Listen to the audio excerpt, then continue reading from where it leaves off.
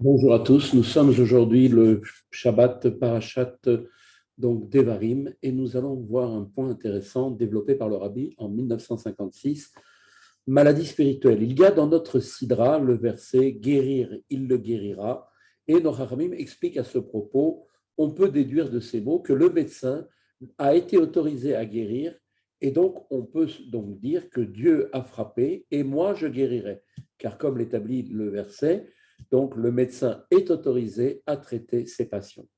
Une autre déduction est également faite. Le médecin a non seulement le droit, mais il a aussi l'obligation de guérir, comme l'établit d'ailleurs le verset enjoignant de restituer ce qui a été perdu, Meshiva Veda, et tu lui rendras. Il faut donc rendre en quelque sorte la santé à celui qui est malade, et donc le médecin doit s'acquitter de cette tâche. Dans la dimension spirituelle du service de Dieu, on peut également définir l'équivalent de ces deux domaines, guérir et il le guérira et tu lui rendras, qui constituent aussi donc des obligations. En effet, la maladie spirituelle existe également. Et il en est d'ailleurs de différentes sortes, celles qui sont des maladies dangereuses, celles qui ne le sont pas. Bien plus, la valeur numérique du mot cholé en hébreu qui veut dire malade est de 49. Ce terme s'applique donc également à celui qui a franchi donc la 49e porte de la compréhension, mais qui pour autant est malade puisqu'il n'a pas encore atteint la 50e dimension qui donc manque effectivement à sa perfection.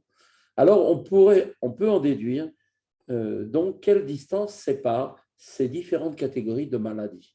Nous préciserons donc dans notre explication que, bien évidemment, en quoi correspond brièvement cette idée. Quelqu'un peut être malade dans sa pratique des mitzvot. En effet, les 248 commandements positifs, les injonctions, correspondent aux 248 membres du corps et les 365 donc, commandements interdits correspondent aux 365 nerfs. Une maladie liée à la pratique des mitzvot est donc particulièrement grave que Dieu préserve. Un autre malade est celui à qui il manque la 50e porte de la compréhension, le niveau qui fut d'ailleurs convoité par Moshe Rabbeinu, duquel il est dit « Tu fis qu'il soit un peu moins qu'un être divin ». Précisément parce qu'il n'avait pas accès à cette 50e porte, eh bien, il n'était pas, si on peut dire, devenu un être totalement divin. Et il ne put franchir cette étape, cette 50e porte, qu'au moment de son décès sur le mont Nebo, que l'on peut décomposer Neb Nebo, Nun Bo. La 50e, le Nun, se trouvait en lui. Les distinctions qui peuvent être faites entre les catégories de malades eh bien, se reflètent également dans la nécessité de les guérir. S'il s'agit d'un malade, dans la pratique des mitzvot, sa guérison est une nécessité absolue. S'il s'agit en revanche de celui dont la valeur numérique est 49 et qui n'a pas encore atteint la 50e porte de la compréhension, le médecin est simplement autorisé à le guérir. En effet, une telle élévation n'est pas toujours possible et en tout état de cause, elle n'est pas le fait du tout un chacun. On peut également déduire de ce que nous venons de dire l'enseignement suivant. Si l'on va demander à quelqu'un de diffuser le judaïsme, de convaincre un autre juif, par exemple, de mettre une mitzvah en pratique, il pourrait nous répondre que le temps pour lui est trop précieux et que s'il se consacre à cela, eh bien, il préférerait plutôt se consacrer à sa propre personne afin d'avoir accès à la 50e porte de la compréhension. Alors, il faudra lui expliquer qu'on le charge de guérir son prochain, qu'une telle intervention est bien une obligation, alors que ce qu'il entend accomplir en voulant attendre la 50e porte, en sa propre personnalité, est effectivement quelque chose de très louable, mais reste malgré tout une simple possibilité, alors que l'action envers l'autre est quelque chose d'obligatoire. Pour reprendre d'ailleurs la formulation de la Gemara par rapport à une obligation, la Gemara nous dit ce n'est qu'un acte permis par rapport à un acte permis, c'est une mitzvah.